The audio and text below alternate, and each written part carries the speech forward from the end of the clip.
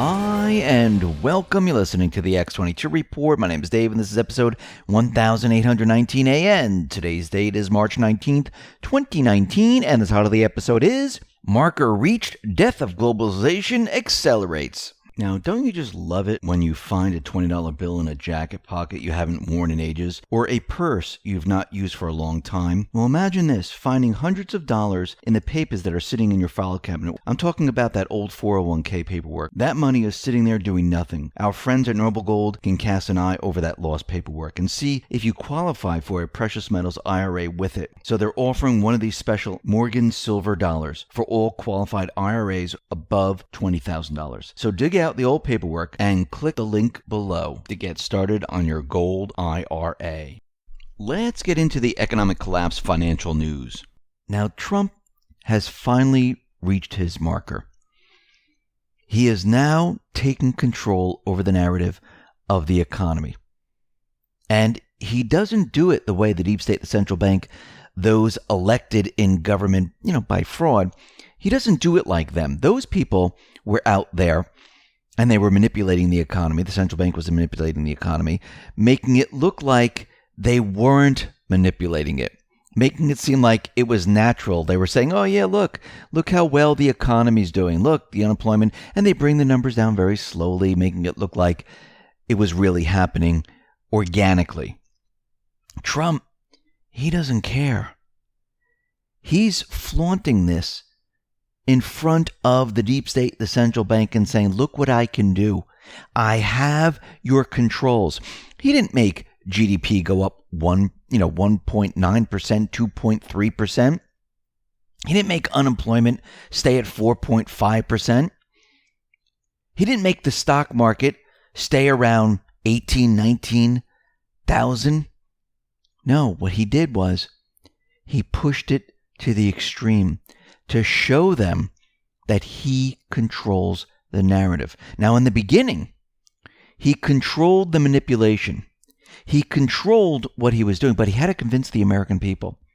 He had to bring them all on board. And he had to shut out the mainstream media.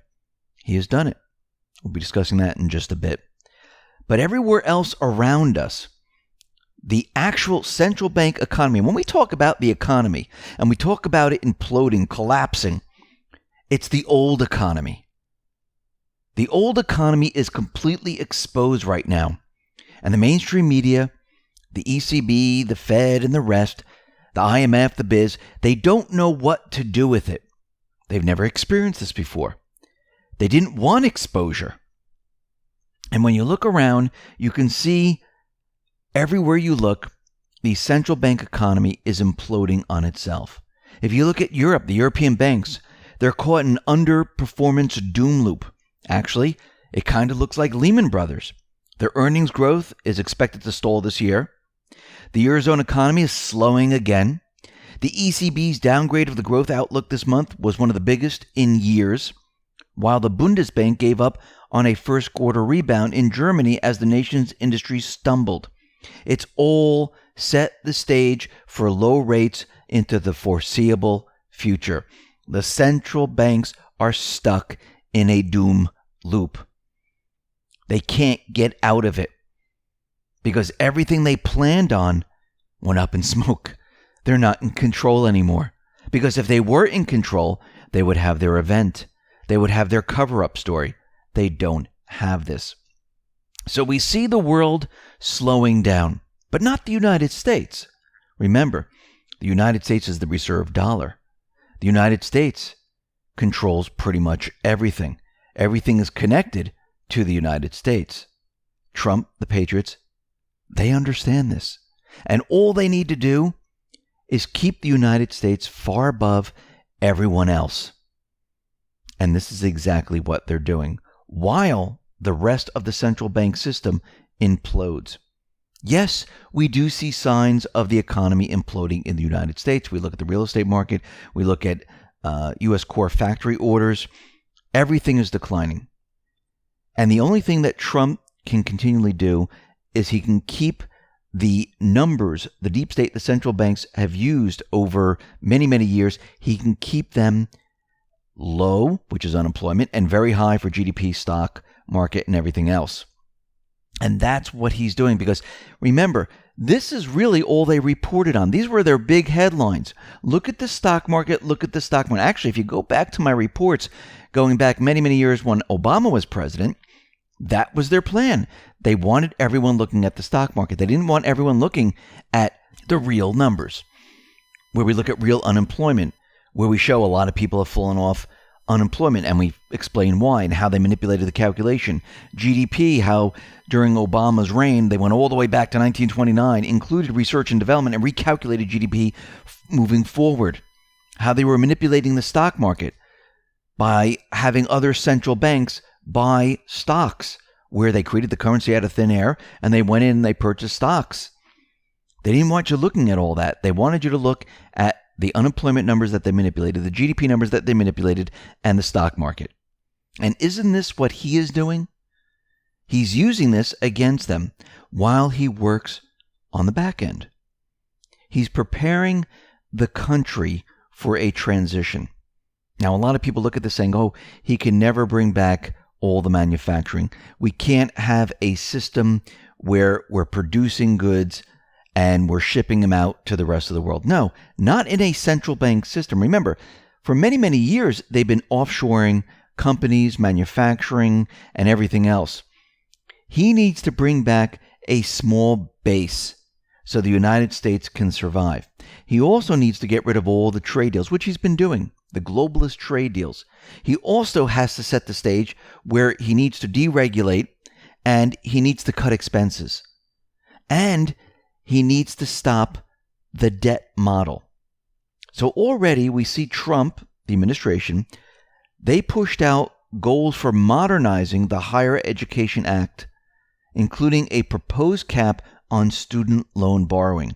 As we know today, most of the millennials have trillions and trillions of dollars in student loans because they were sold a bill of goods that if you go to college, you'll get a great job and don't worry about the debt. Well, what they found out was, I went to college, I didn't find a great job, and I have a lot of debt. So right now, the National Council for the American Worker released a set of White House proposals to reform the Higher Education Act to create a more innovative and demand-driven system that is responsive to students, workers, employers, and taxpayers. This is just the beginning stages, and they want to put a cap on how much someone can take out, because as we can see today, people are so far into debt, it's absolutely ridiculous. And we need to stop it. And you need to slow the pace of student loan debt down. Now, is this a fix-all for everything? Absolutely not. This is the beginning stages. Why are colleges so expensive? Think about what the central bank has done. Anything that is attached to a loan where you have to borrow, the central bank makes it where the prices of those items move up. Think about it for a second. You need to go purchase a house. Well, you need to take out a mortgage. They can actually stuff the inflation into housing, because they know that no one's going to use their own currency. They're going to have to take out a loan. If you're going to college, what'd they do? They made college very expensive. They stuffed the inflation into there because they knew if you wanted to go to college, you'll take out a loan. You'll have to borrow. If you look at anything like a car, same thing, you're going to borrow. You can't afford it. They stuff it into that. And what they did was they stuffed the inflation into certain areas where people didn't use their own currency. Instead, you went into debt, further debt than ever before. Remember, the product of the central bank is debt. They love debt. Now, we hear the mainstream media out there. They're talking about tariffs and how Trump's tariffs are going to make things really, really expensive. Well, that's not necessarily true. What is the big reason why so many Americans oppose tariffs?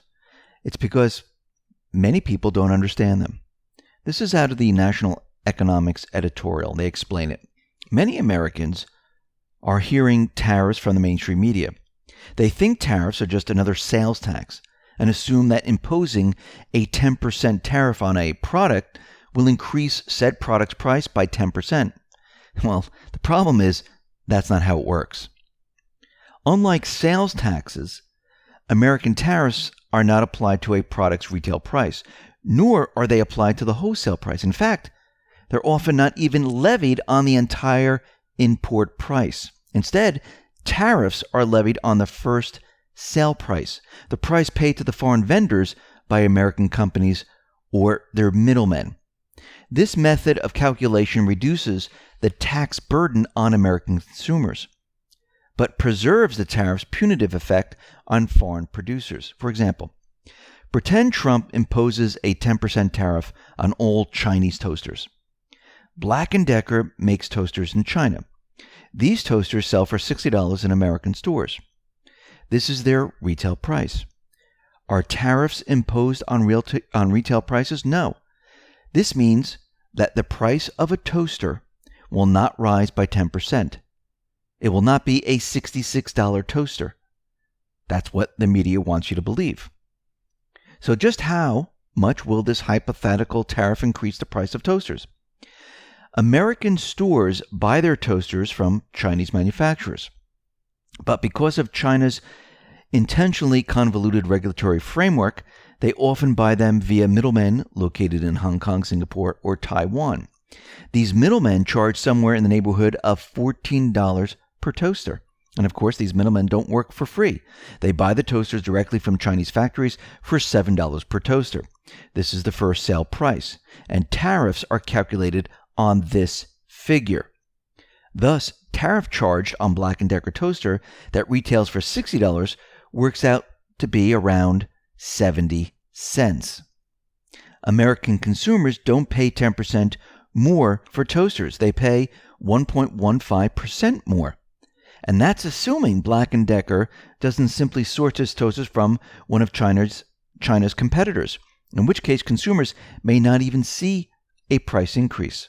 Tariffs give America leverage over China, leverage we can use to achieve important goals. For example, China steals up to $600 billion in American intellectual property yearly. Tariffs could coerce them into enforcing American IP law, which they pledged to do when they joined the World Trade Organization, thereby generating astronomical amounts of cash and upholding the rule of law. So when they tell you Trump's tariffs are bad, oh my God, instead of that $60 toaster, you're gonna have to pay $66. No, it's not true. Most of the time, no one's going to see anything. And this is how the mainstream media scares the American public into thinking what Trump is doing is awful for the economy. But it's actually the reverse. It gives America leverage over these countries. And most of the time, you see no increase. And if you do, it's on the first purchase. Now, in the beginning of this economic report, we talk about how Trump has finally hit the marker where the majority of the American people believe the economy is in good shape. This is what he was striving for, because this means he controls the narrative. This means if the Fed does something, Trump can blame them. If the mainstream media tries to say something, they're blocked because the economy looks so fantastic. So a sizable majority of Americans say that the economy under the Trump administration is now flourishing. And this is according to a new CNN poll conducted by SSRS, an independent research company. So the polling data released on March 18th revealed that 71% overall think that the country's economy is in good shape, the highest number since February 2001, and the best rating Trump has received during his presidency by 2 points. On the same question, 26% said they thought the economy was very good. Another majority, 51%, approved of the way Trump has handled the nation's economy. So right there, Trump has just reached the point that he needed to reach. He has the American people with him. The mainstream media, they do not have the American people on the economy. And this whole entire push was to get the American people on board and away from the mainstream media. Trump controls the economic narrative, soon to control other narratives. But this is something that he's been striving for, and this is why he continually tweets out there how great the economy is doing. In the meantime, behind everything else that we've been watching, Trump has been destroying globalization. And more countries are turning away from globalization. Actually, we're seeing the death of globalization, and it's accelerating.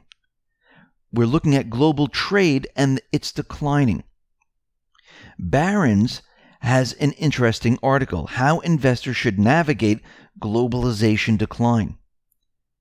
A decade-long drive toward globalist trade system has begun to reverse. Globalization is being overwhelmed by populism, nationalism, and protectionism. Trump is setting up bilateral trade agreements. The UK would like to set up bilateral trade agreements. China, Russia, setting up bilateral trade agreements. Remember, the central banks, they weren't trying to make an open, free society for trade. They were making a one world government where they controlled every aspect of it. And if you have bilateral trade agreements, guess what? It's completely decentralized and there's competition. If you have a centralized trade system, there's no competition. There's nothing. And you can see that Trump's push, the Patriots' push, they are now controlling the economic narrative. Listen, everyone, thanks a lot for listening. Be well, be safe, and especially be prepared. Thanks a lot.